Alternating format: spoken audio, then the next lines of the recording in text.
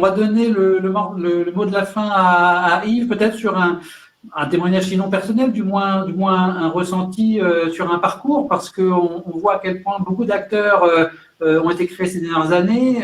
Donc Blanco, vous avez un recul important sur ces sujets-là.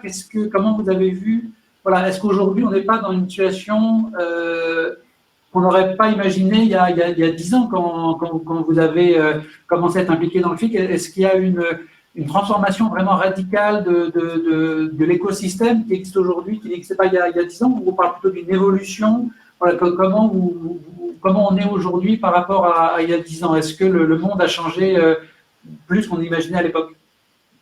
Oui, parce que quand j'ai créé Blanco France en 2006, quand je parlais d'effacement des données, les gens ne comprenaient pas trop l'intérêt et ne comprenaient pas ce dont je parlais en fait. Parce qu'en plus, j'étais leur dernier souci, parce qu'on était en fin de cycle de vie. Donc on n'écoutait pas trop ça, et parce qu'il y avait encore des sociétés qui avaient du mal à implémenter des antivirus. Donc depuis lors, il y a quand même une évolution déjà au niveau de la cybersécurité. Et aussi une évolution, vraiment on le voit dans le reconditionnement. Le marché a vraiment évolué. On a dû s'adapter nous-mêmes. On doit faire énormément investir dans de la recherche et développement. Oui, il y a de l'obsolescence, mais il y a aussi le côté évolution technologique. Il y a les disques durs SSD que j'ai déjà dit tout à l'heure, mais il y a 8 ans de ça, on parlait à peine des smartphones reconditionnés. Donc on a dû prévoir tout ça, et c'est un investissement continu en recherche et développement, parce que nous on va travailler au niveau du hardware. Et donc, on va à chaque fois avoir une autre problématique dès qu'il y a un nouveau produit qui sort sur le marché. Donc oui, il y a une belle évolution.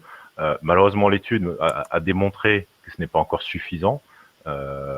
Mais voilà, on est en bonne voie, je dirais. Et justement, c'est grâce à justement des associations justement comme Hop et des nouvelles startups comme Back Market, voilà, qui pèsent de plus en plus sur l'économie et la sensibilisation, voilà.